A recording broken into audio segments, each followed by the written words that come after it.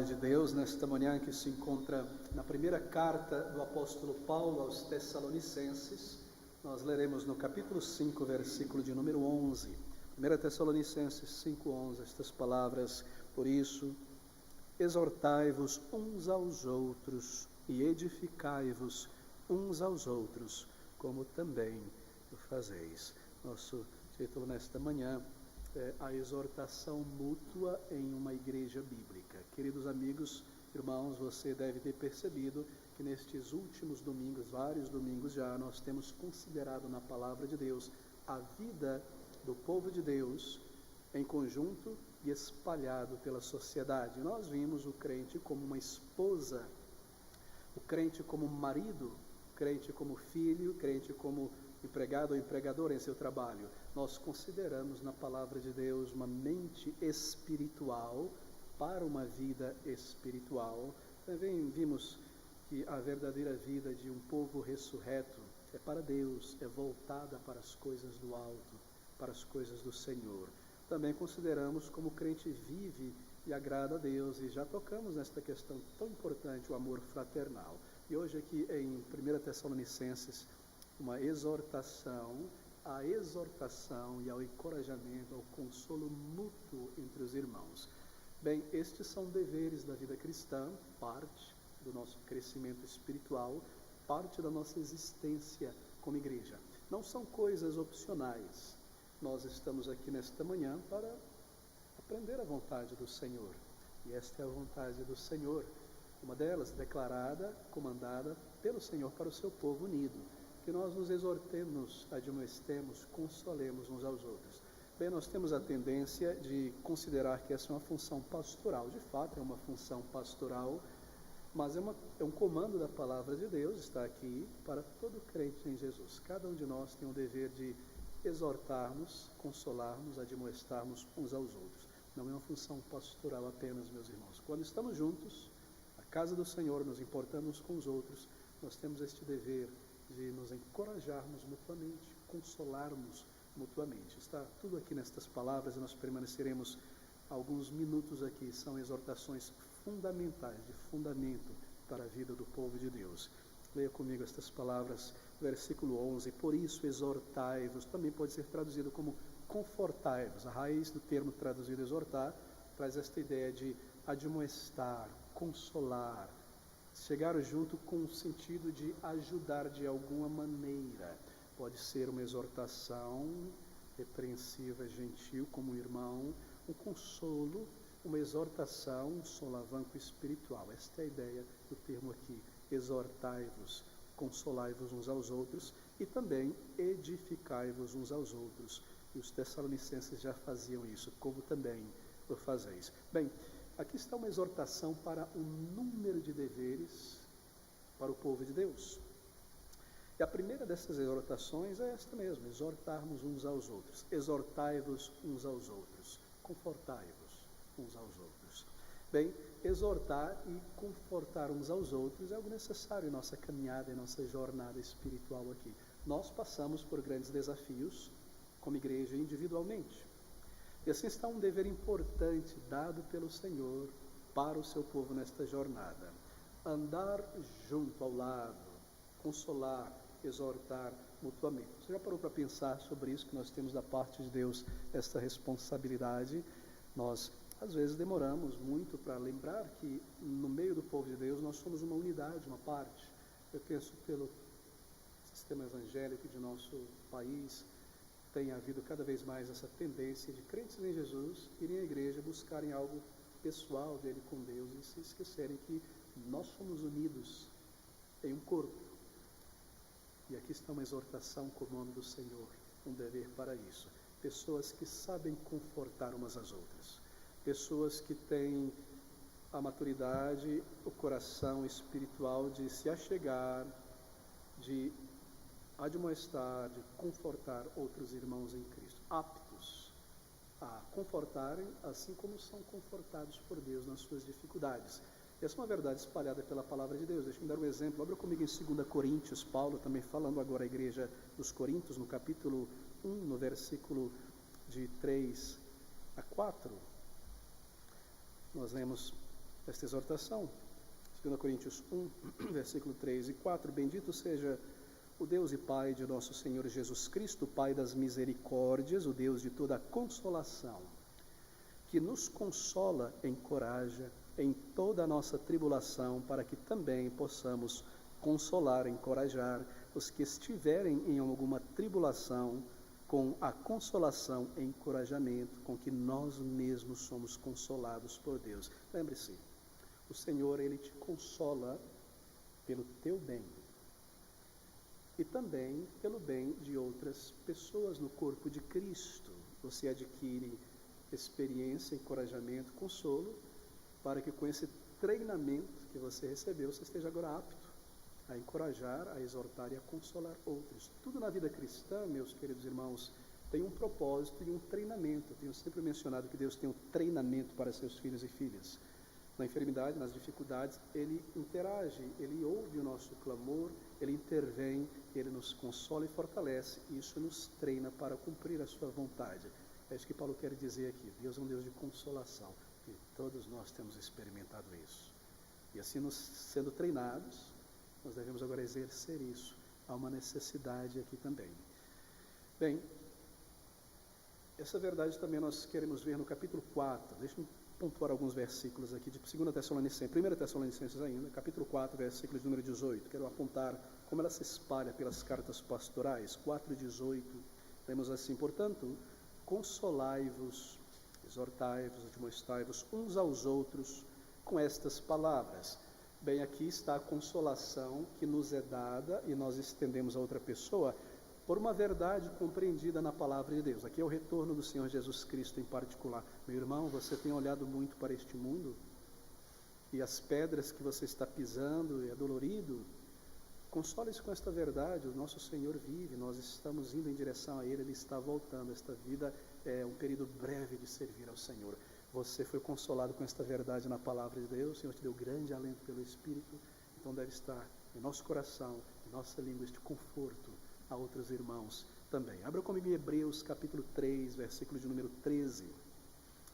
Diz assim a palavra de Deus, e não há, Hebreus capítulo 3, 13, isto, antes exortai-vos, veja, consolai-vos, admoestai-vos, exortai-vos uns aos outros todos os dias, durante o tempo que se chama hoje, para que nenhum de vós se endureça pelo engano do pecado. Isso é muito delicado, isso é muito vital. Leia comigo outra vez. Antes, exortai-vos com um propósito, todos os dias, é algo contínuo, durante o tempo, isto é agora, não daqui um mês, não daqui um ano, agora, para que nenhum de vós se endureça pelo engano do pecado. Você sabe que o pecado, ele engana. Nós erramos, quebramos a lei moral de Deus, isso é pecado, mas também nós somos enganados. O pecado, ele vai enganando a nossa mente. E nós, como crentes em Jesus, observando isso na vida de um irmão, uma irmã, com todo amor e gentileza, queremos chegar juntos em uma exortação bíblica de irmão em Cristo, para livrá-lo deste problema, deste buraco, que trará grande dificuldade para este crente. E nós tocaremos em algumas dessas exortações aqui. Mas veja, de volta ao nosso texto, então, em 2 Tessalonicenses, no capítulo 2, 1,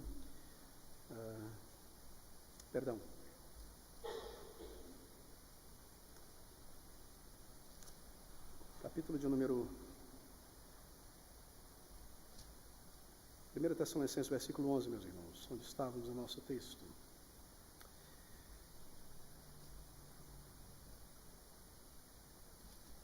Perdão, queridos, me fugiu aqui o texto rapidamente.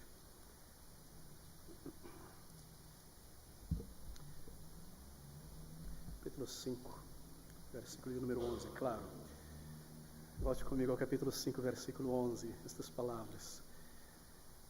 Por isso, por estas razões, exortai, consolai-vos uns aos outros, edificai-vos uns aos outros. Aqui está o segundo comando, verbo, edificar, consolar e edificar. É uma função, é um dever quando estamos juntos. De que maneira isso acontece?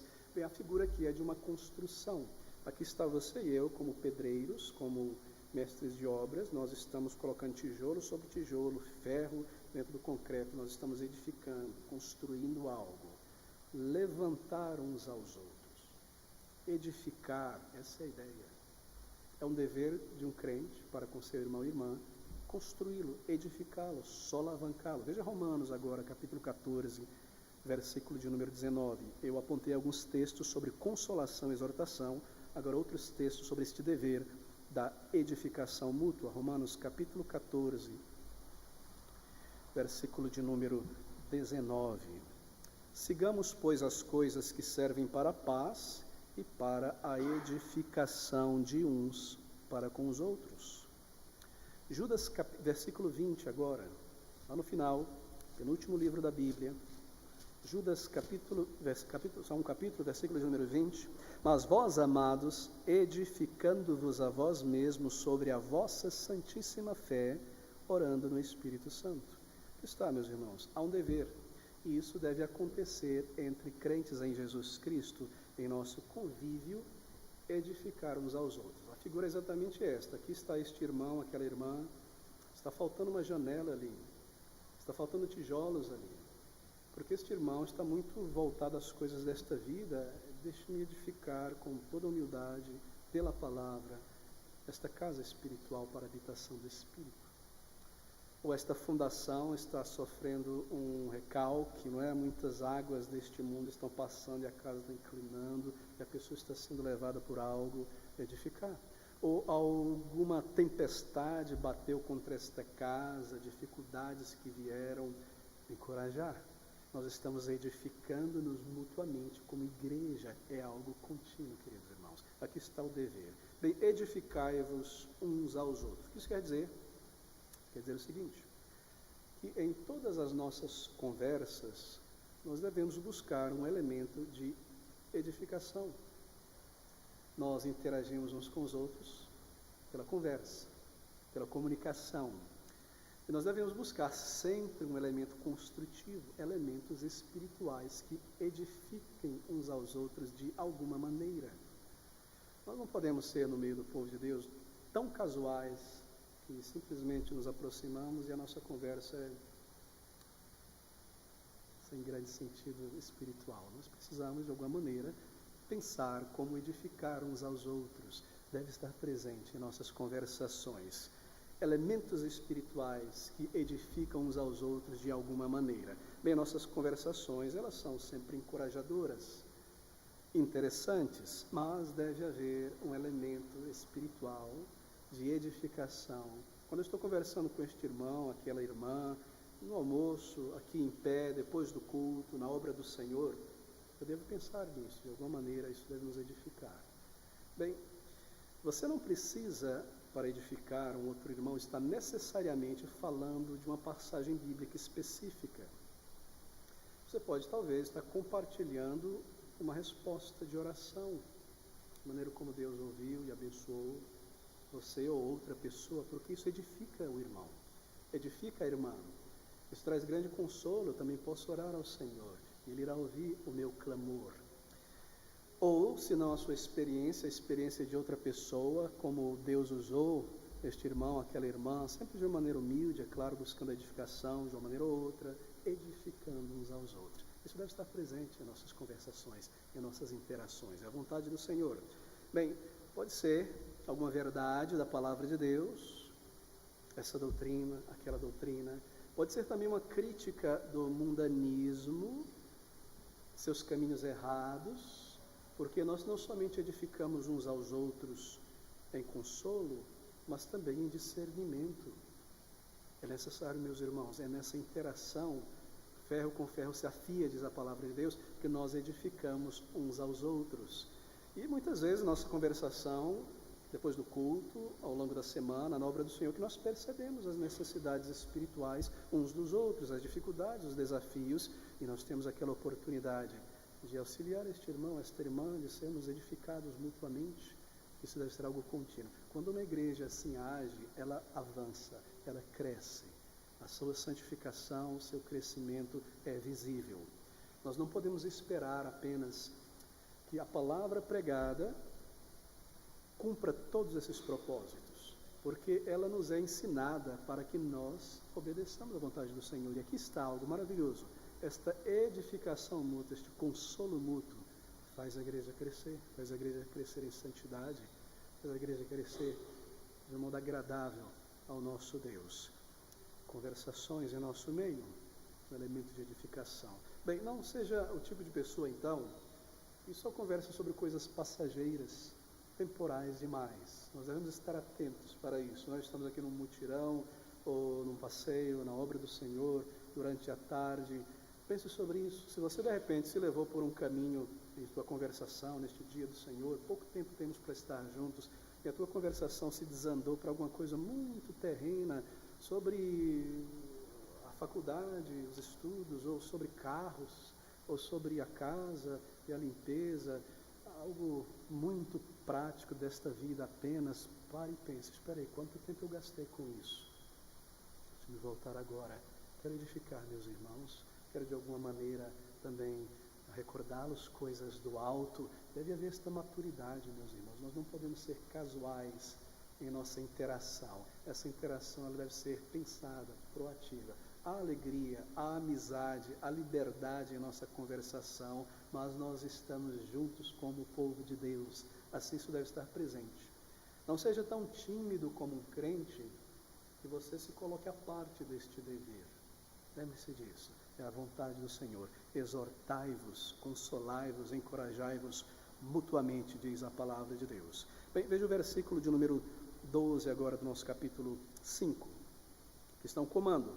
E rogamos-vos, irmãos, que reconheçais, você percebe os verbos aqui desde o versículo 11, exortar, edificar, e agora, reconheçais os que trabalham entre vós e que presidem sobre vós no Senhor e vos admoestam. Bem, isso é um comando. Você se recorda que quando Paulo usa esses rogos, ele está falando como a filhos, a irmãos, mas não é algo opcional. É a vontade de Deus, é um comando do Senhor para nós. E aqui está mais um deles, versículo 12. Porque o apóstolo Paulo, então, declara isso? Bem, é um dever cristão que nós reconheçamos aqueles que trabalham entre nós. E por reconhecer não quer dizer apenas visualmente, ali está o pastor, o presbítero, os irmãos que trabalham entre nós. O sentido aqui é que Deus estabeleceu na igreja um ministério da palavra e um ministério de pastoreio, e nós devemos reconhecer isso. Nós vivemos em dias maus, em que pessoas fogem da vontade do Senhor para viverem segundo a sua carne, se dizem cristãos desigrejados, não reconhecem que Deus estabeleceu uma igreja que é a união do seu povo para seu culto, para o serviço, que Deus estabeleceu pastores e líderes. Eles não reconhecem, são desobedientes à palavra de Deus e à vontade de Deus. Mas aqui está o Espírito de Deus nos dizendo, reconheçais que há um ministério da palavra e de pastoreio no meio de vós. E a congregação deve reconhecer isso. Assim, quando pastores ensinam a palavra de Deus de maneira fiel ao texto, à verdade, ouça, reconheça que Deus lhe deu para a sua edificação um ministério pastoral, um ministério de ensino. Isso é para o teu bem. Você já pensou sobre isso? A palavra de Deus nos diz que quando Cristo subiu ao céu, levando cativo o cativeiro, o cativador, limitando o poder de Satanás, sua igreja se espalha pelo mundo. Ele então, de uma maneira muito amorosa, a sua igreja é uma esposa, não é? Esposa de Cristo. Ele deu à sua esposa, ao partir, um colar de pérolas, um anel de diamante, roupas belas e maravilhosas. Que é isso? Há uns como apóstolos lá no início, etc. E outros como pastores. Você já percebeu que foi para o seu bem que ele estabeleceu um ministério da palavra e pastores, presbíteros na igreja do Senhor? Assim, esta ordem que nós vemos na igreja, ela não foi formada pela mente humana ao longo da história. Será bom que a gente divida as coisas assim? Não, isso foi estabelecido. E lá no princípio, e Paulo escreve àqueles irmãos dizendo, rogo-vos, irmãos, que reconheçais que há um ministério da palavra, um ministério pastoral entre vós para o vosso bem. É da parte de Deus que nós devemos reconhecer isso. Bem, se pastores chamados por Deus estão abrindo a palavra de Deus, seguindo através dela, permanecendo nela, provando tudo através dela, então é nosso dever ouvir, reconhecer a autoridade, dar suporte ao ministério. Isto é comandado pelo Senhor. Bem, o que quer dizer então esse reconhecer o pastor? Significa reconhecer o ofício dele, o ofício de pastor. E o que ele está buscando realizar. Veja, eu não estou dizendo reconhecer um título apenas, ofício é um trabalho. Reconheça que ele está ali conduzindo a igreja com um propósito. Foi Deus que o deu, é para a igreja, há um ofício a ser cumprido. E se eles buscam fielmente cumprir o seu ministério, então receba o benefício. Ouça, reconheça. E essa é a exortação. E rogamos os irmãos que reconheçais os que trabalham entre vós e que presidem sobre vós no Senhor, palavra de Deus, e vos admoestam os que trabalham entre vós. Trabalham entre vós. Não é maravilhoso a maneira como a Bíblia descreve um servo de Deus? Ele não diz que reconheçais os que têm título entre vós, mas que trabalham. Porque pastor não é um título, é um exercício. Presbítero não é um título apenas, é um exercício. Assim, os que trabalham entre vós, o pastor deve pregar, ensinar, iniciar os ministérios da igreja, ministrar pessoalmente, admoestar os santos, advertir os desordeiros, consolar os fracos, orar, interceder, defender a fé, escrever, organizar e treinar os trabalhadores, vigiar sobre o todo, aconselhar, preparar alimento espiritual para o povo de Deus, proclamar o evangelho, chamar os eleitos, administrar uma miríade de coisas. Eu me surpreendo, e minha esposa é testemunha, eu não me vejo parado desde que eu iniciei o ministério. Por que eu digo isso? Não estou apontando apenas para mim, estou falando sobre o ministério de pessoas chamadas para o pastorado. Há uma tendência no meio do povo de Deus que achar que pastores vivem uma vida mais tranquila, mais calma, mais vagarosa que o restante da igreja. Isso é uma mentira de Satanás. Desde que iniciei o ministério, por exemplo, eu me vejo me cansando na obra do Senhor com alegria. Não é? Isso é tão comum. Eu me lembro um jovem pré-adolescente, estávamos conversando sobre alguma coisa aqui alguns anos atrás na igreja, e pastor, isso aqui durante a semana, não, meu irmão, eu estou trabalhando. Ah, pastor, o senhor trabalha durante a semana? Trabalha. Você vai lá para algum lugar para bater o ponto? Sim, trabalha a semana inteira, cada dia, à noite, de madrugada, primeiro, último, etc, etc. Assim nós temos essa tendência de achar que a vida de um pastor é um pouco mais lento. Isso se manifesta às vezes na atitude de alguns irmãos. Meu irmão poderia ajudar com isso. Não, deixa isso com o pastor, ele vive para a obra, ele tem tempo. Eu tenho que trabalhar, eu tenho que acordar cedo. Você está trabalhando pelo quê, meu irmão? Pelo seu bolso, pelo seu estômago, não é? Você está gastando a maior parte da sua vida, do seu tempo com isso, não é? O servo de Deus está gastando a sua vida inteiramente com a obra do Senhor. Assim, ajude, suporte, não diga assim, mas eu já trabalho, eu já sou a obra do Senhor. Trabalhar pelo pão que perece, nós precisamos trabalhar por ele. Isso transparece essa ideia de que o pastor, ele tem todo o tempo para fazer tudo, mas eu estou trabalhando, eu acordo cedo, eu estou fazendo o quê? E aquele pastor está fazendo o quê? E aquele missionário está fazendo o quê? Não, ele não se desliga, ele não bate o ponto, 5 horas da tarde, 8 às 5, acabou, vou para casa. Não, ele está ali continuamente. Assim, meus irmãos, o Espírito de Deus diz, e eu me alegro com esta igreja, porque esta igreja tem reconhecido o ministério que Deus deu a ela. E vos exortamos que reconheçais os que trabalham e presidem sobre vós no Senhor e vos admoestam.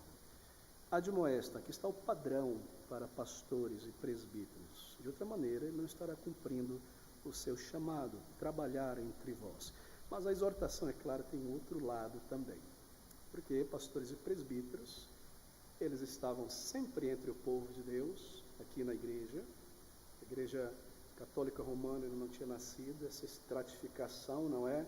Padres, bispos, arcebispos, cardeais, pai dos pais, papa, não é?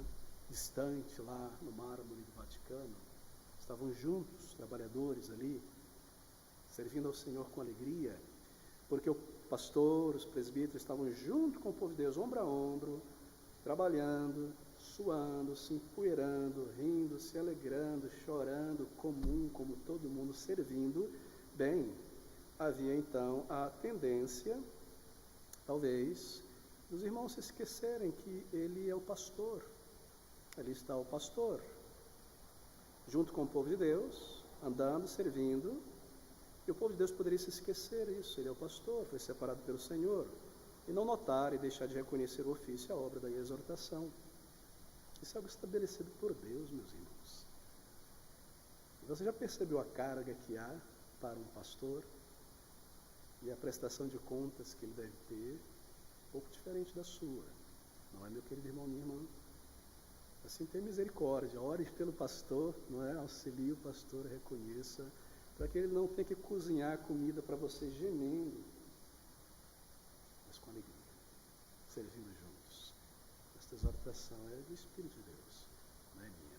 Eu não estou fazendo uma reclamação aqui em nossa igreja, e me alegro nestas ovelhas de Cristo, que estão sempre prontas e atentas. Mas talvez hajam irmãos que precisam estar de fato mais atentos, porque esta é a vontade do Senhor para o seu povo.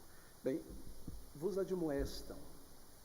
Essa é uma palavra importante no que se refere à função pastoral. Porque o pastor também tem um chamado de Deus, um comando dado por Deus para admoestar o povo de Deus. Isso, é claro, é feito com a palavra de Deus, sempre a partir das verdades da palavra de Deus. Admoestar significa colocar, no grego, significa colocar na mente. Ele tem um chamado da parte de Deus para colocar na mente do povo de Deus o quê? O que Deus requer. E o que está implícito aqui é que provavelmente havia alguns problemas ali entre os tessalonicenses. E o Espírito de Deus antecipou isso para as suas igrejas ao longo dos séculos. Talvez as coisas estavam indo um pouquinho erradas ali na congregação, e o ministro da palavra, ele irá do púlpito e pessoalmente, individualmente, colocar na mente de cada crente precauções da palavra. Trazer essas precauções, a vontade de Deus, à mente desse crente. Isso é um comando por Deus que o pastor faça isso. Admoestar. Ouça essas coisas. Lá em 1 Coríntios 4:10, o apóstolo Paulo diz: não escreva estas coisas para vos envergonhar, mas para vos admoestar. E a mesma palavra usada aqui aos Tessalonicenses. Bem, assim quando nós admoestamos e advertimos a partir das verdades da palavra, olha, meu irmão, a Bíblia diz isso. Ou confortamos, nós não fazemos isso para envergonhar a ninguém, nem humilhar a ninguém. Não escreva estas coisas para vos envergonhar, mas para vos admoestar, edificar, consolar, trazer de volta ao caminho. E fazendo isso, é claro, com fidelidade à palavra de Deus, porque a sua fidelidade é a verdade da palavra de Deus, mas com cuidado pastoral. Assim, esse é o comando do Senhor. Veja, trazer à mente dos irmãos a palavra de Deus, o seu dever, a promessa de Cristo, o seu conforto. Isso é feito pelo pastor, e ele deve fazer isso, não pode se ocultar disso, e deve às vezes se sentar com o irmão e com a irmã, e abrir a palavra de Deus, e com gentileza recordar. É importante que os irmãos entendam que não são apenas sugestões, mas é a vontade do Senhor que está sendo trazida. Isso porque o pastor muitas vezes fala com carinho, não é? De uma maneira mansa, não significa que essa seja a verdade do Senhor, ela está aqui diante de nós. Então, exortações, e de fato esse é um ministério pastoral, não é? Além de pregar, está exortando, animando, e o crente deve notar isso, é a palavra do Senhor, para o meu bem, eu devo avançar, é a vontade de meu Deus. E tenhais por ele grande estima, diz o versículo 13, que os tenhais em grande estima e amor por causa da sua obra que eles estão fazendo. Bem, reconheça que Deus quer e comanda que pastores sejam apontados para a sua igreja e tê-los em estima e afeição por causa da obra que Deus deu para eles, porque eles fazem isso, dedicam isso, gastam muito tempo na oração, na palavra, na pregação. Tenhais em grande estima e amor por causa da obra que eles estão fazendo, é a obra de Cristo, e nós somos o edifício de Cristo. Assim, porque buscam glorificar o Salvador e edificar a igreja, orem por eles e ouçam os pastores.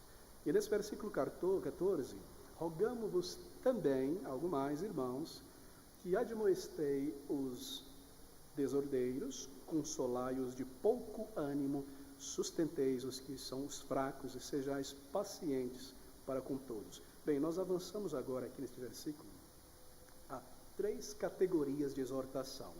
Percebe como ele começou? Exortai-vos uns aos outros, notais os que vos conduzem na palavra, presidem. E agora 3 categorias de exortação. Primeira categoria, admoestais os desordeiros. Observe, ele está falando para a igreja.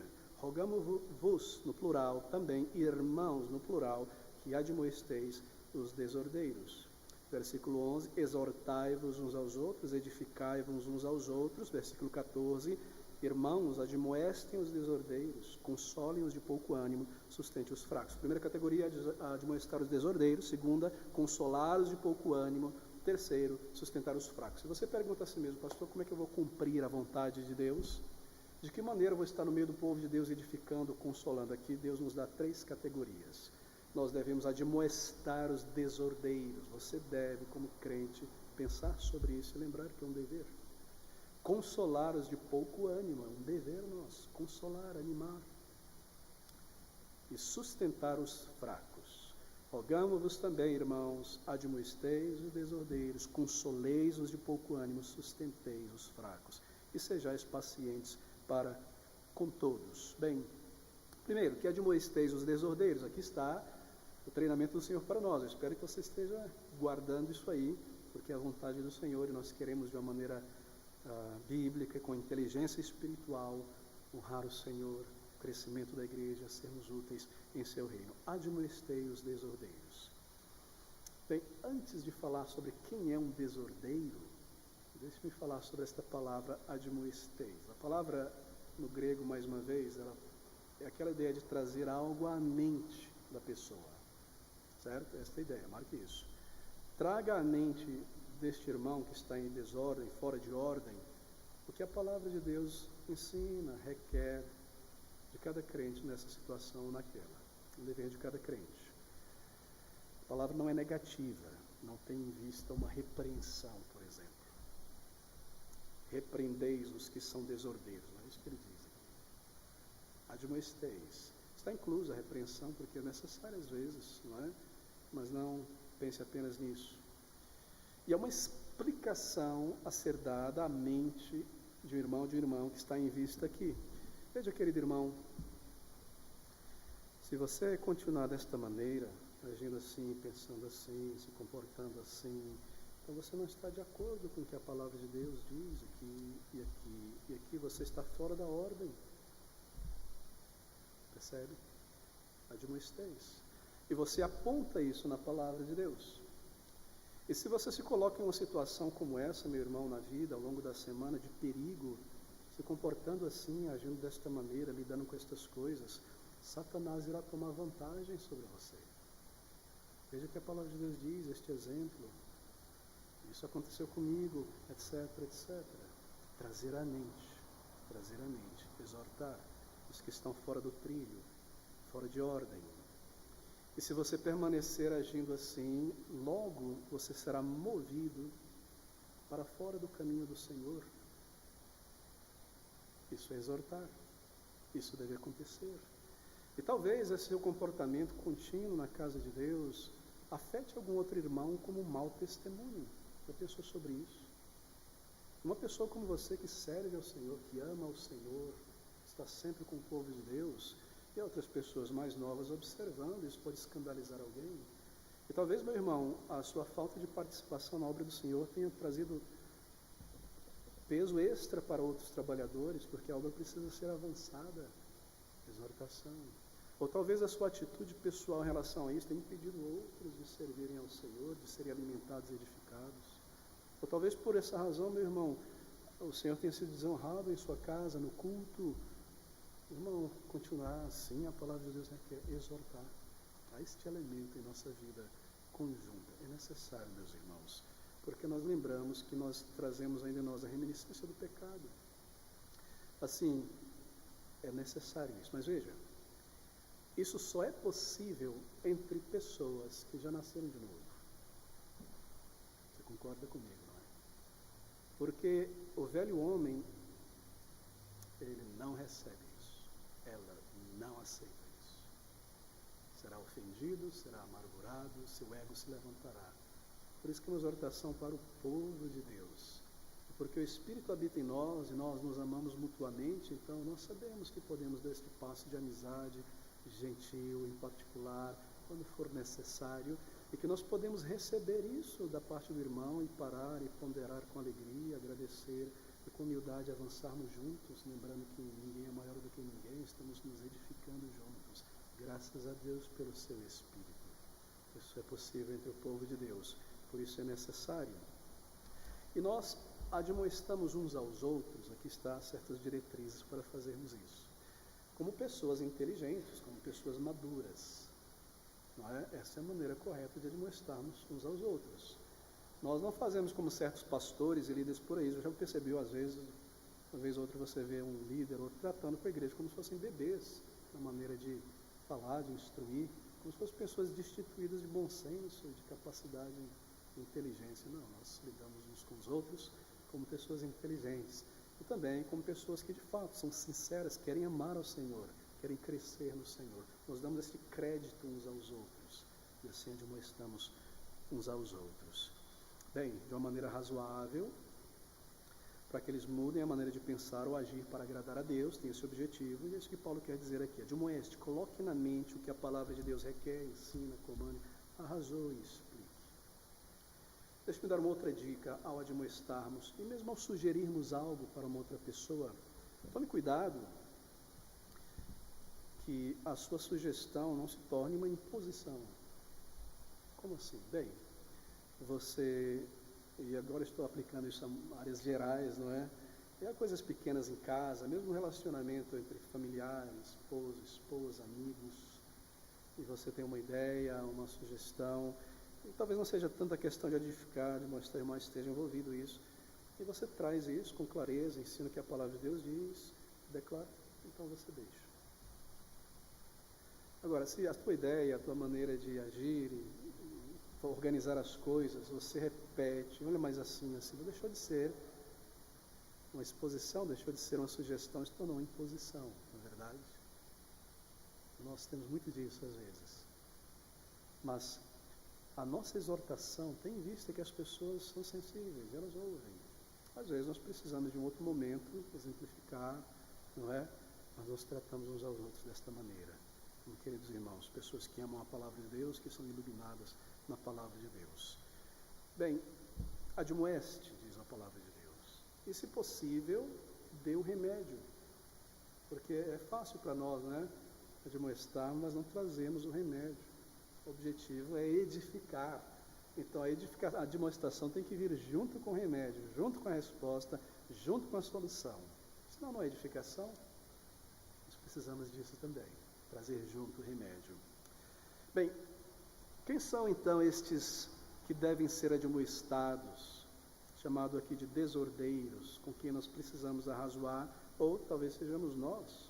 Bem, a palavra desordeiro aqui é uma palavra interessante, ela aparece muitas vezes, e muitas vezes no contexto militar. Pensa sobre um exército em suas fileiras, em seu ranking, em ordem, não é? Desordeiro é aquele que sai da ordem estabelecida, aquele que deixou a sua posição na fileira, no conjunto harmônico. Não que ele tenha desertado, indo embora, mas ele tenha escapulido por um tempo e num momento vital, necessário para a igreja. Bem, nós estamos falando aqui de pessoas que de alguma maneira se distanciaram da causa de Cristo, mas não que abandonaram a causa de Cristo. São pessoas que não se firmam na sua posição, não se mantêm ali. Com facilidade está saindo dos ranks. Esta é a ideia da palavra aqui, desordem. Bem, isso acontece em uma unidade do povo de Deus. E quando isso acontece, isso naturalmente enfraquece o povo de Deus. Versículo 14. Palavras não é tão necessárias para nós. Rogo-vos, irmãos, que admoesteis os desordeiros. Bem, de que maneira nós podemos nos tornar desordeiros? Fora de ordem. Bem, se eu me comporto no meio do povo de Deus sempre de uma maneira egocentrada, eu saio da ordem, porque nós estamos aqui para nos suportarmos mutuamente, nos ajudarmos mutuamente.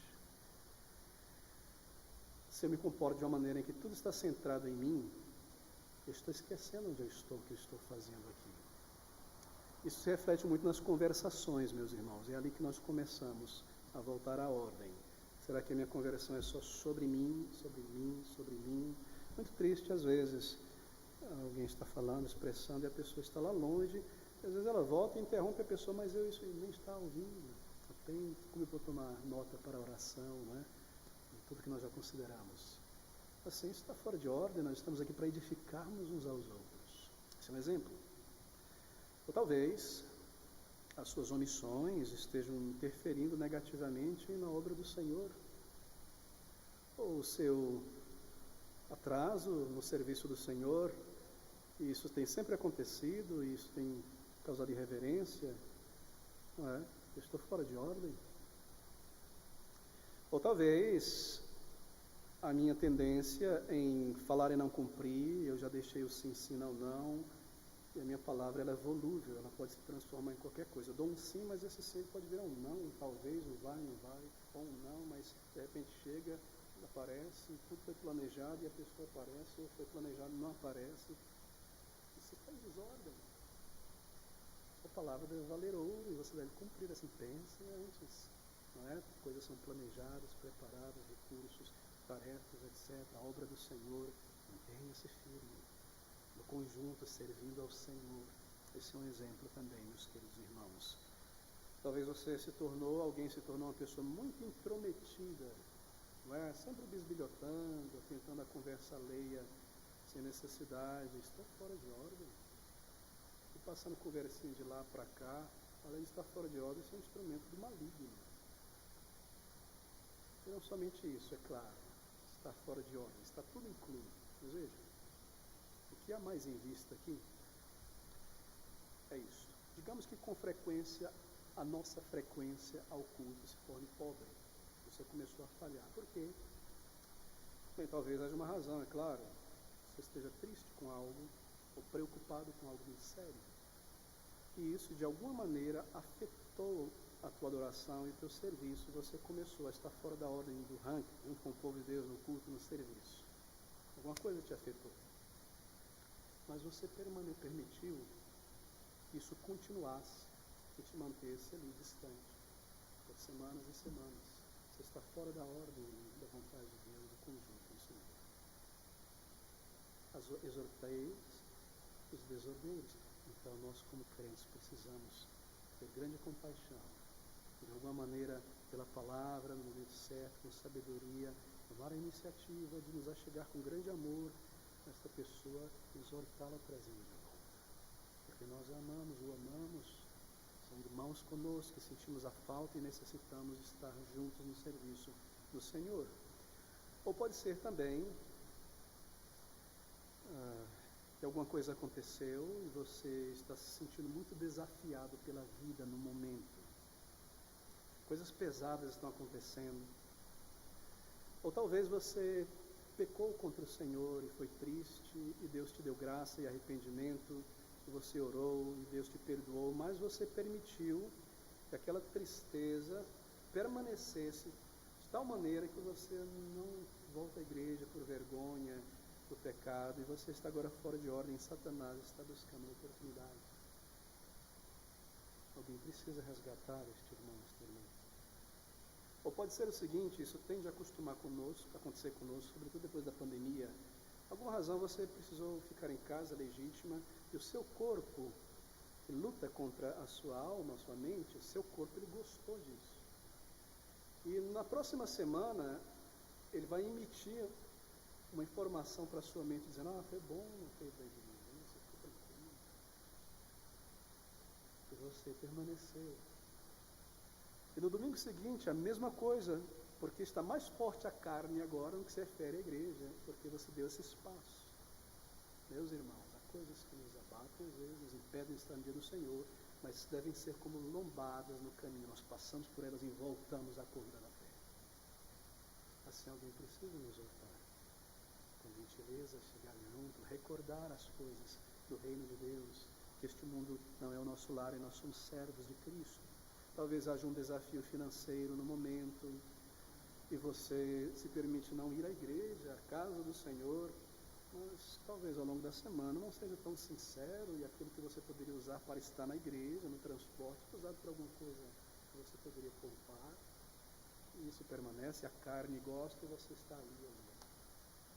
Eu estou fora da ordem da vontade do Senhor. Ou talvez seja algum desafio no casamento, ou na família, as coisas não estão indo bem. Ou talvez você saiu de uma igreja não bíblica. Isso acontece muitas vezes. Já vi isso acontecer muitas vezes. Aquele irmão, ele descobre a palavra de Deus, ele começa a orar ao Senhor por uma igreja bíblica, pela palavra, ele descobre uma igreja bíblica, começa a beber da palavra, a se alimentar da palavra, mas o seu costume está como na velha igreja, de ir só de vez em quando, no domingo, não se envolver no servir, ele quer apenas ensina. Estou fora de ordem, eu preciso colocar isso de lado, entrar no ranking com o povo de Deus, no serviço do Senhor. Talvez, não é? Você veio de uma igreja desobediente à palavra de Deus, que não amava Cristo, que não servia a Cristo, que não suava, suor, sangue, lama. Lembra, o vosso trabalho não é vão no Senhor, santificação. E você não deixou isso de lado. Agora está na igreja bíblica. Isso está fora de ordem. E é todo tipo de exemplo que nós podemos dar, na verdade. Eu me recordo de um casal que foi enganado tantas vezes por esse movimento da prosperidade, chegaram ao ponto de dar um anel de diamante, chegaram ao ponto de vender um carro na loteria da fé. E Deus, na misericórdia deles, tirou-os dali pela palavra e foram para uma igreja bíblica. E decidiram, porque tinham sido enganados, nunca mais serem enganados e nunca mais dar nada para esse povo de Deus. Estava ali na igreja, se alimentando, a igreja com necessidade de nada, de serviço, de oferta, de nada. Está fora de ordem. Devemos mudar para agradar ao Senhor. Quantos exemplos, né? Eu penso que depois da pandemia, talvez você concorde comigo, nós de alguma maneira ficamos um tanto letárgicos, como o pastor tem observado isso em todos nós. De alguma maneira ficou um peso da pandemia, nosso corpo se acostumou demais a não estar na igreja. Nós precisamos lançar isso fora, levantar os braços cansados, nos desembaraçar e voltar. As pessoas têm dito, o último ano normal da nossa vida foi 2019, isso para o não salvo, para nós. Meu Deus, meu Senhor, permanece o mesmo, o seu reino mesmo, a sua obra e o meu chamado mesmo. Nós nos colocamos de volta no serviço do Senhor.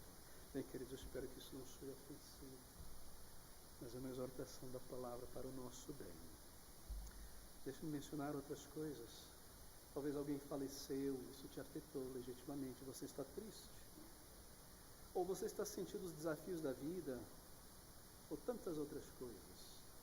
E nós temos toda a simpatia por cada querido irmão e irmã em seus desafios. Talvez um filho nasceu, que bênção, que bênção. Uma filha. E há desafios nos primeiros dias, semanas. Mas talvez você permitiu que esta bênção de Deus, este filho, esta filha, te impedisse de ir para a casa de Deus. E há tantas justificativas plausíveis, né? É difícil isso, é difícil aquilo com a criança.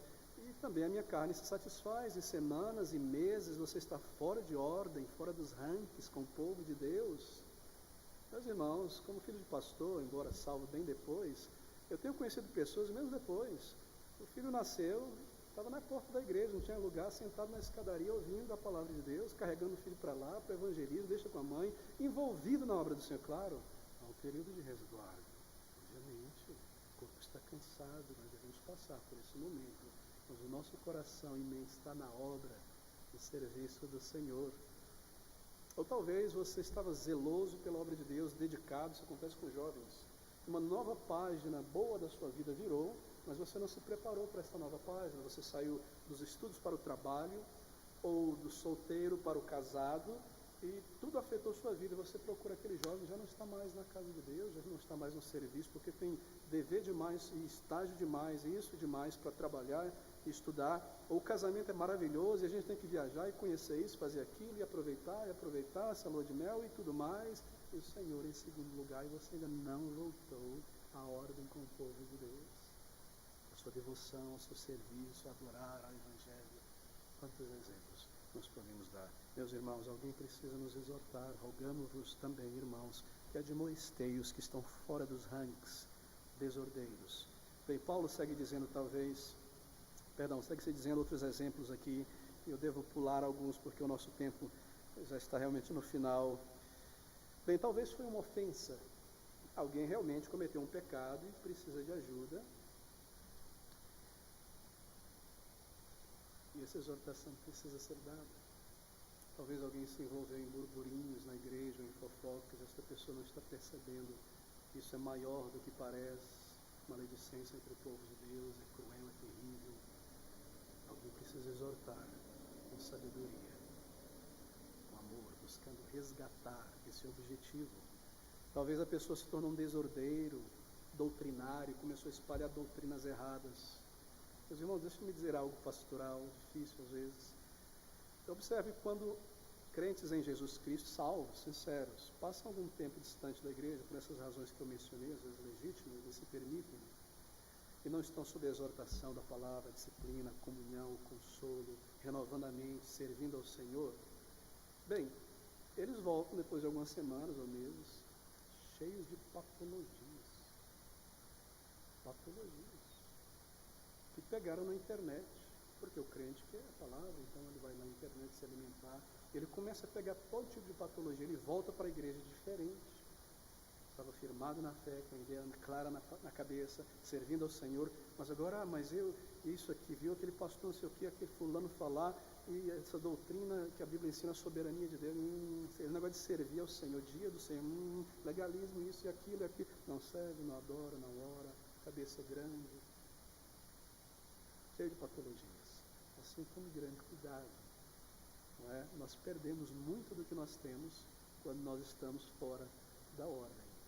E há outros que, infelizmente, estão lá com uniforme, com todo o armamento para o serviço do Senhor, mas cochilando no uniforme. Estamos fora de ordem. Esta vida é para o Senhor, para o seu serviço. Todas as armas, os dons, talentos, oportunidades que recebemos é para o serviço do Senhor, para alcançar almas, não é para nós mesmos. Meus irmãos, pense sobre isso, mas deixe-me correr aqui. Palavra tão bela no versículo 14: admoestei os desordeiros, consoleis os de pouco ânimo. Quem são estas pessoas de pouco ânimo? O grego significa pouca alma, não é traduzido para o latim anima, alma, e pouca alma. Pessoas que estão espiritualmente fracas, não são normalmente espiritualmente fracas, mas estão no momento, talvez muito temerosas da vida. Temor, temeroso, a vida, o trabalho, a família, temeroso, talvez alguma coisa aconteceu e essa pessoa não sabe mais se ela é de Deus, se não é de Deus, se Deus a ama, se não ama, se eu sou salvo, se eu não salvo, estou fraco, eu não era assim. Talvez haja dúvidas e coisas contribuíram para esse desencorajamento. Talvez sejam perseguidos, e perseguição muitas vezes contínua, talvez tragam esse desânimo espiritual. Estou sem fôlego, sem ânimo. E todos nós aqui, meus queridos, estamos inclinados a isso. Todos nós podemos passar, às vezes, por esses desânimos. Anima. Você não sabe como virá, quando virá, com que intensidade virá, que circunstâncias. E assim, nós precisamos de encorajamento. Encorajai, consoleis os que estão de pouco ânimo. É necessário chegar junto, lembrar, eu não vou interferir, isso me traz coisas para lidar. É necessário o comando da palavra de Deus. Bem, nós precisamos disso. Bem, isso não se refere a pessoas fracas, lembre disso, de maneira alguma. As pessoas cuja força espiritual no momento está lá embaixo e se sentem um pouco sem alma, sem ânimo. Há um dever para nós. Bem, de volta à nossa terceira categoria agora. Sustentai os fracos. Bem, aqui já são fracos. Primeiro era sem ânimo.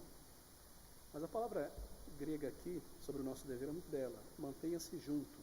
Sustentar. Algumas vezes a palavra de Deus traduz como suportar, mas esse suportar não é aguentar, é dar suporte. Aqui está. Sustentei os fracos, porque eles estão prontos para cair.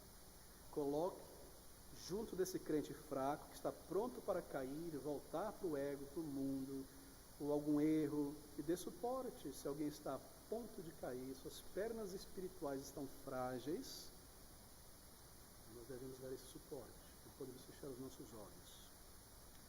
No período do Novo Testamento, sobretudo aqui o contexto, judeus convertidos, muitos deles eram fracos, tinham a consciência fracas. Por quê? Porque eles não conseguiam deixar de pensar em seu judaísmo. Isso era vital para a sua existência. as lavagens cerimoniais, os dias de lua nova, circuncidar meus filhos, isso, aquilo. Eles não conseguiam tirar isso, porque isso estava entranhado na cultura, na identidade deles. E assim eles viam os gentios que não circuncidavam, isso e aquilo, servindo ao Senhor com alegria e santidade. Como pode? Não vai temer a Deus, isso e aquilo, eram fracos. E Paulo diz, dê suporte com sabedoria, não ofensa, até que amadureçam. Talvez alguém cometeu um pecado no passado, triste, sério, mas Deus deu a graça do arrependimento, foi restaurado. Mas essa pessoa, por alguma razão, não consegue acreditar que ainda possa ser usada por Deus, que Deus possa abençoá-la junto com os irmãos. Está na categoria de alguém que está fraco. Alguém que acabou de sair do movimento pentecostal, neopentecostal, e a sua mente está cheia de ideias não bíblicas e fervorosas não bíblicas, porque ser intenso e zeloso é uma coisa, mas ser intenso e zeloso pelo erro é difícil, não é? Mas aqui a palavra de Deus diz que nós devemos nos colocar do lado. E a pessoa chegou à nossa igreja buscando crescimento numa igreja bíblica. O que eu vou fazer? Eu vou me comportar como os guardas do templo. O gentio pisou ali, desce o cacete. A pessoa começou a falar naquele linguajar estranho, não bíblico, neopentecostal. Eu vou me chutar para fora. Eu preciso me colocar ao lado. E a desintoxicação pentecostal é algo que demora muito tempo, mas muito tempo. Eu tenho dado exemplos aqui, queridos irmãos. O domínio das emoções, mais do que da palavra, controla o corpo às vezes.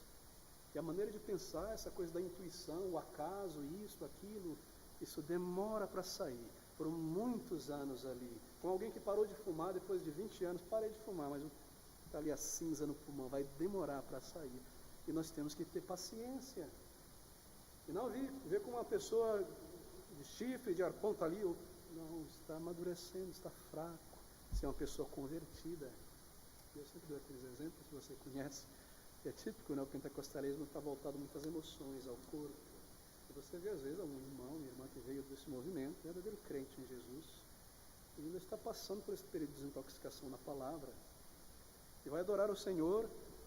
E nós adoramos com a mente, com o coração, as palavras dirigidas ao Senhor, mas aquele irmão, aquela irmã ainda está tentando se livrar do pentecostalismo, né? E está ali. Me lembro de um jovem, 2 jovens que vieram uma vez à igreja, começamos a cantar Santo, Santo, Santo, ninguém está aqui parado. Eu estava lá e de repente começou a... Ou seja, o corpo foi controlado que nem percebe. Mas nós temos grande simpatia, grande paciência, grande amizade em Cristo. Porque são queridos e amados irmãos. O nosso desejo é dar suporte, exortar com calma e com alegria. Nós somos crentes a receber a exortação. Assim, meus irmãos, que palavras tão maravilhosas de um Deus de bondade por seus filhos, por sua igreja. Ouça essas palavras. Irmãos, rogamo-vos também que admoesteis os desordeiros, consoleis os de pouco ânimo, sustenteis os fracos e sejais pacientes para com todos. Longo ânimo, paciente. Por que eu devo ser paciente com todos? Porque alguém foi paciente comigo. Em casa, na igreja, me viu fazer tanta besteira e coisa imatura, e falar besteira, e vestir besteira, e agir besteira, e foi paciente comigo, não ficou apontando tudo, até eu crescer, até eu amadurecer e melhorar. Eu não posso me esquecer disso. E na igreja, os irmãos foram pacientes em amor e em oração. Por isso eu devo ser longo ânimo, paciente com todos, com todos. Bem, aqui estão, deixe-me concluir as responsabilidades colocadas sobre nós. Texto que busca promover a saúde da igreja. Como eu vou me comportar agora diante disso? Eu irei voltar para casa, sair para o almoço aqui com os irmãos de cá, na igreja, da mesma maneira que eu entrei aqui na igreja, ou ser edificados, entregando ao Senhor, rogando graça e pondo isso em prática. Essa é a nossa responsabilidade, meus irmãos, uns para com os outros. Nós não estamos aqui apenas para o nosso benefício pessoal. Sermos crentes em grupo, avançar e edificar em santidade, em maturidade, em alegria, em firmeza, recebendo a ministração da palavra de Deus e a exortação com o espírito correto, então trazendo ao Senhor e continuamente rogando graça e fazendo esforço. Graças a Deus por sua palavra vir a nós assim, não é? Tratando dentro de nós, para o nosso bem. Que Pai Celestial nós temos. Quão maravilhosa a igreja do Deus vivo. Quanto necessitamos dela, porque é a vontade do Senhor. O Senhor nos abençoe. Ele nos abençoará, sim, se nós nos submetermos à sua vontade.